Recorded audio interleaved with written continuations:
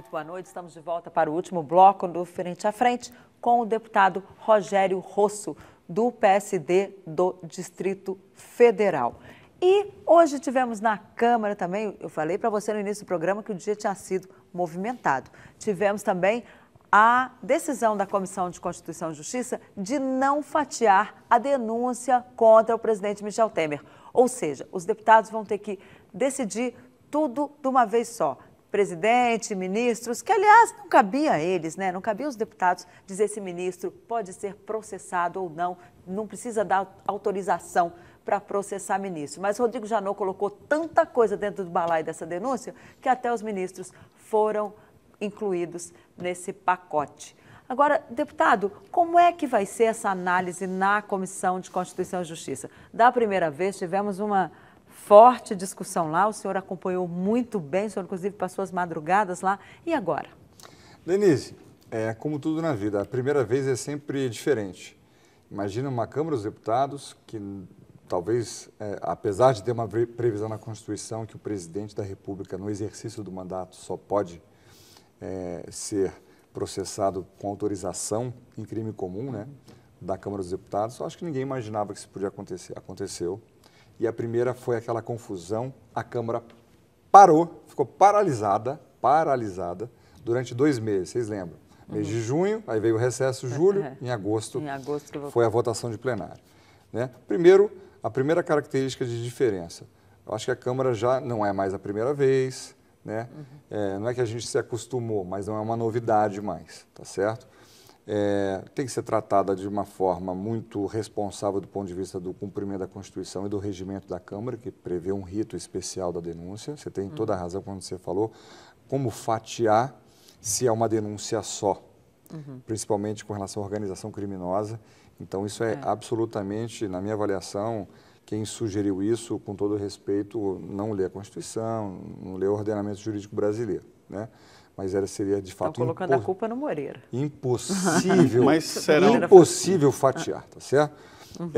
2, o relator deve ser escolhido nas próximas horas, precisa de um relator, né? A partir dessa escolha, aí sim abre-se os prazos. Eu acho que vai ser o Rogério, o Marco, do DEM. Marcos Rogério? Marcos Rogério. Eu acho que não, Zé. Você acompanha, você sabe mais do que a gente. O DEM não quer. Não, porque o Democratas, o próprio Democratas... O DEM não quer, mas ele quer. É o partido do Rodrigo, o próprio Democratas, ele foi oficialmente no presidente da CCJ, disse o seguinte, ó, não coloque ninguém do nosso partido. Mas o deputado Marcos Rogério pediu, ele quer.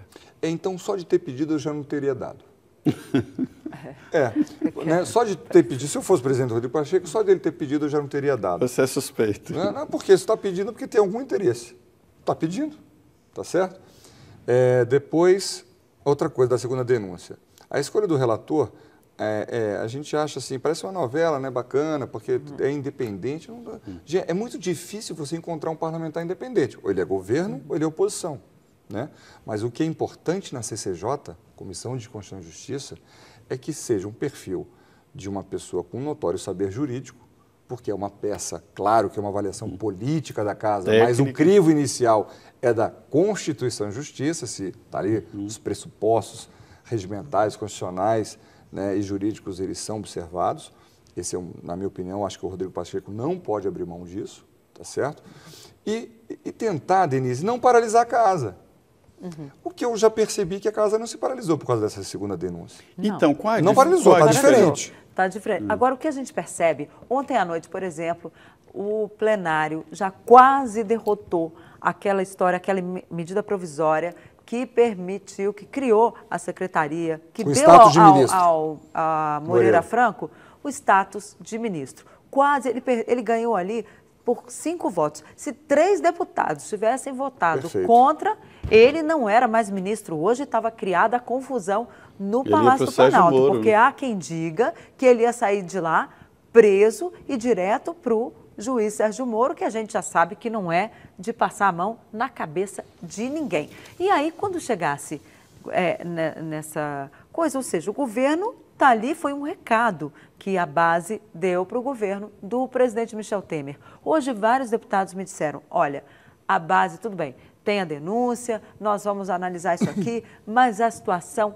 não está tranquila no plenário da Câmara. E por quê? Porque há muita insatisfação na base. É um ministro que não atende, aí eles dizem que essa turma do Palácio está fechada, não tem assim uma recepção melhor aos parlamentares, que vai um governador, tira foto com um deputado, não leva o outro, aí isso sempre dá uma confusão danada. Estão reclamando muito de Antônio Embaçaí. Como é que se resolve esse imbróglio? Denise, eu acho que você colocou tudo. Ontem foi um teste da segunda denúncia. Eu não tinha dúvida disso. Antes de começar a votação da medida provisória, eu sabia que a gente ia chegar naquele destaque, que seria o destaque que você mantinha o status do ministro. O foro privilegiado do Moreira, vamos ser mais direto. Você mantinha o foro privilegiado ou você tirava o foro privilegiado. Se não me engano, tinham 409 deputados que votaram. O presidente da Casa, Rodrigo Maia, deixou um tempo... Foi 207 a 100... Foi 198 a 203. A 198. 198 a 203. Ele sabia que estava correndo perigo. O primeiro quórum estava baixo. Eles foram surpreendidos. Segundo, eu não fui surpreendido, Denise. Eu, inclusive, a gente brincou, o meu número é entre 190 e 200. Sentindo o termômetro, né, do plenário. Ontem teve um determinado momento que eu andei todo o plenário. E você tem toda a razão. É engraçado, a primeira denúncia chegou com uma temperatura muito forte. E ela foi tendo essa temperatura sendo reduzida ao longo do processo. Ganhou na CCJ, no relatório alternativo. Pode acontecer o inverso. E essa chegou morna e a minha percepção é que ela está ganhando temperatura. Por esses motivos, individuais de cada parlamentar, que estão insatisfeitos, etc. E o senhor já foi candidato a presidente da Câmara, o senhor conhece aquela casa, aquele plenário como ninguém. O seu termômetro ali é bom. Denise, engraçado, né? Porque o senhor conversou com todos os deputados quando eu converso bastante. Nós então, somos de Brasília, opinião né? É bem... Eu vejo assim, realmente, ela chegou morna e ela está com uma tendência de aquecimento. Né? Por quê? Por insatisfações pessoais, por alguns que são insatisfeitos com o próprio Moreira, por algum motivo, né? Por aqueles que entendem que não seria a hora do presidente da República criar, naquele momento, mais um ministério. São N variáveis, tá certo? N variáveis. É uma demonstração clara que o momento da Câmara dos Deputados para com o Palácio do Planalto não é céu de brigadeiro. Não é. Tem nuvens e fortes, tá certo? Na política, nós sabemos que é igual nuvem, né? Tá de um jeito, tá de outro. E isso nós vamos saber a partir de cada dia que se passar. Mas foi um termômetro importante para acender um alerta com relação a todas essas insatisfações. Com relação ao Embaçaí, Denise, eu nunca estive no gabinete do Embaçaí, porque eu não tenho nenhum cargo no governo, nunca pedi. Não é o nosso estilo, respeito quem tem estilos diferentes, etc. Nunca tive. E realmente existe uma certa insatisfação de alguns grupos de parlamentares, etc. Eu seria muito injusto com o Embaçaí dizendo que ele faz um bom ou não faz um bom trabalho. Ele é um homem sério, correto, foi líder do PSDB, eu era líder do PSD, e é um homem com uma habilidade política muito, muito correta. Né? Mas, de fato, somados, tudo isso somado, né, eu acho que a temperatura está realmente num crescente. Temos que aguardar quem será o relator e como vai vir o relatório. Né? Isso é muito importante, para que a gente tenha realmente uma percepção melhor do quadro. E esse quadro se altera a cada dia. É engraçado por isso. O governo sabe tanto disso, deputado Rogério Rosso, que está tendo muito cuidado, fazendo muita pressão ali, o presidente da Comissão de Constituição e Justiça, sobre o deputado Rodrigo Pacheco, sobre a escolha desse relator. Mas, nosso programa está partindo aqui para os momentos finais. Eu queria uma avaliação do senhor sobre essa decisão da primeira turma do Supremo que suspendeu o mandato do presidente do PSDB, o senador Aécio Neves.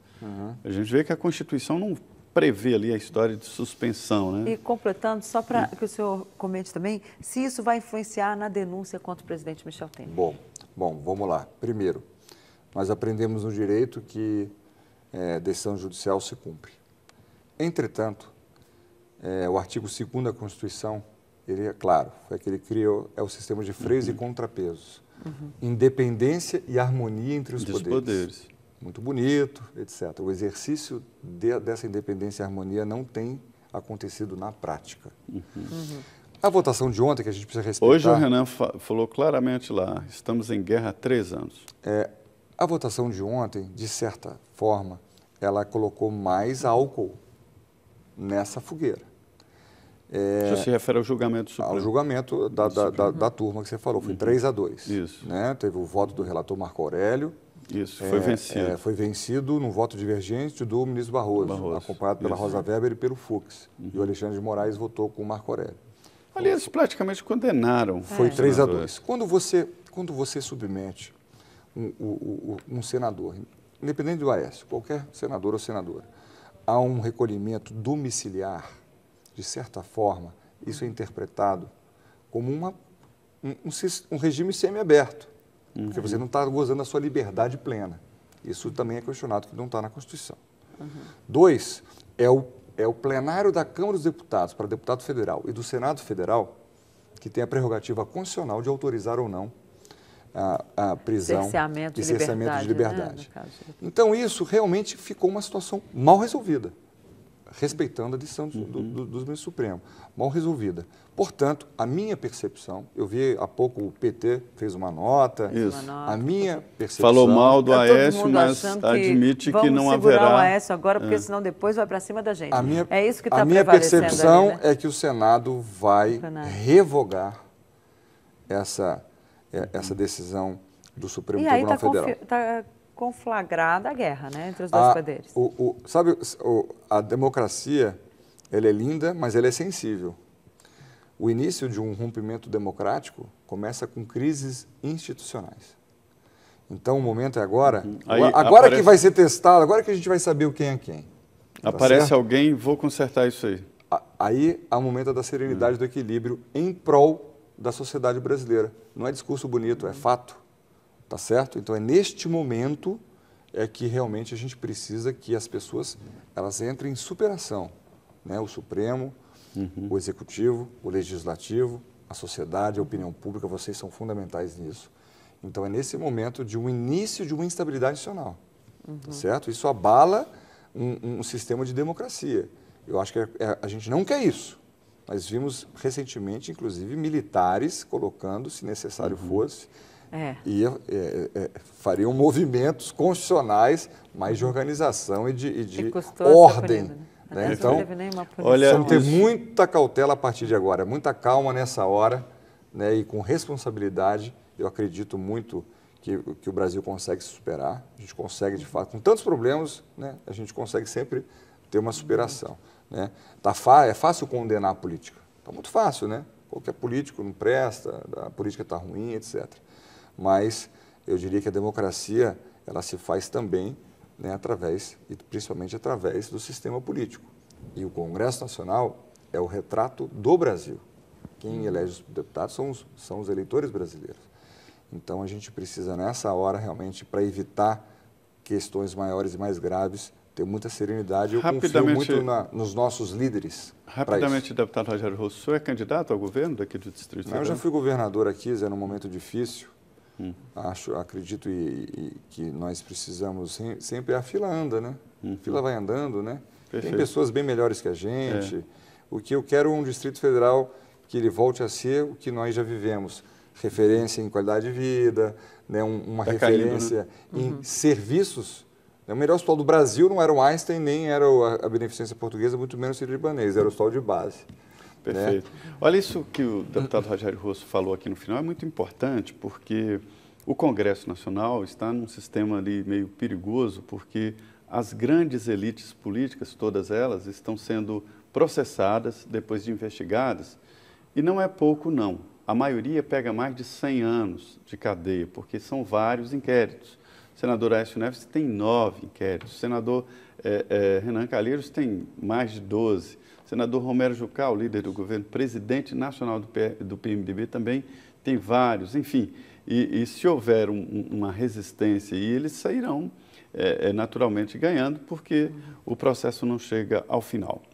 E chegou ao final aqui o Frente a Frente. Eu queria agradecer muito o deputado Rogério Rosso, que, na maior atenção, saiu do plenário da Câmara dos Deputados, com votações importantes, para vir aqui participar do Frente a Frente. Obrigado. Eu que agradeço, Zé, Denise, querida. Nós somos de Brasília Eu não sei se terminou o plenário, mas eu vou voltar para lá. Né? Quero saber também como é que está o jogo do Flamengo agora, final da Copa do Brasil. Mas é um prazer sempre estar aqui. O programa de vocês é um programa maravilhoso. Eu sempre digo, é um dos melhores programas de entrevistas do Brasil, do ponto de vista político. Quem não assiste está perdendo. Então é uma honra para mim estar aqui. Sempre. Muito obrigado, deputado Rogério Rosso. E a minha parceira aqui, a grande jornalista Denise, colunista, e que vive também a política aqui, a política nacional. Obrigado, Denise. Boa noite. Obrigada, Céu. Obrigada, deputado, por ter aceito o nosso convite. E para você que nos assistiu,